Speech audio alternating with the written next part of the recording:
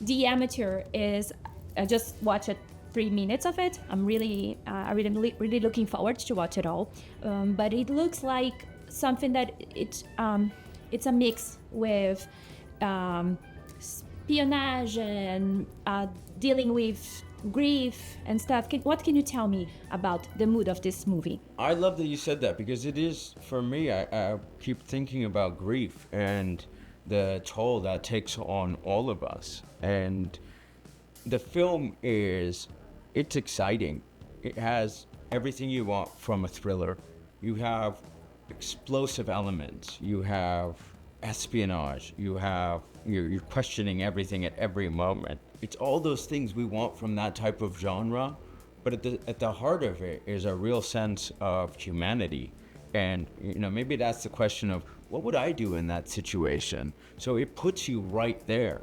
I mean, the character of Charlie, I feel when you're sitting in the audience, no matter who you are, you really will relate to that and think, maybe, am I capable of doing that? Do I want to be capable of doing that?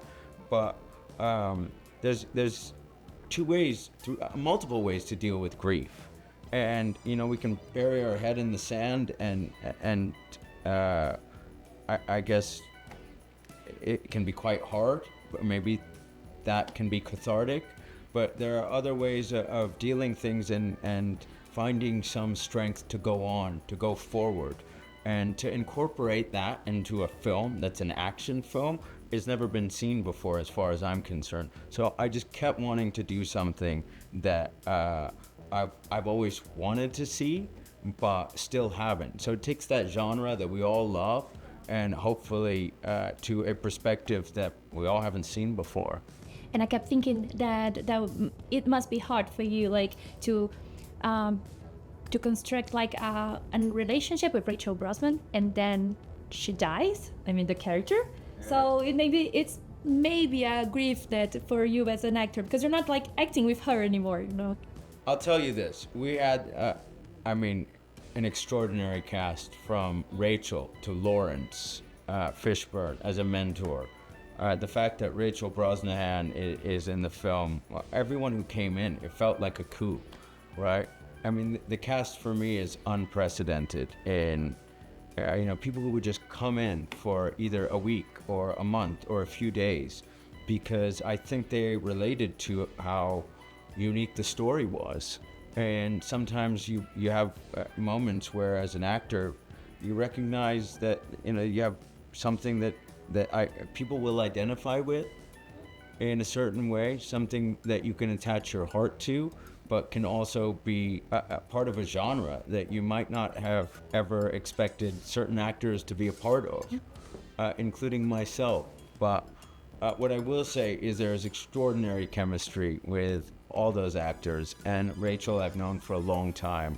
So to be able to call friends of mine and reach out to them and have them come together, it felt like we were all united in making something pretty special, and I hope that's what people see. One thing that also caught my attention watching the part of the movie that I saw is that what you said, he is a normal guy. I mean, he's not like 007. He doesn't know how to shoot. For you, what was the most difficult part of playing this character? I remember reading one of the lines that stuck with me in the story was that sequence with Lawrence Fishburne training me. And of course, I'm a huge Matrix fan and a huge Lawrence Fishburne fan, but there's that moment of really, putting a weapon in your hand, and it's not easy to pull the trigger.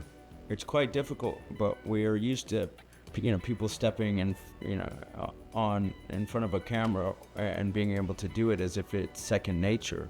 So that moment of being on the shooting range and not being able to pull the trigger, or then being able to pull the trigger but not hit the bullseye, step by step getting close enough to a moment where I could, to the point where I say I'm 2 feet away from it and I hit it, right in the center, right on target.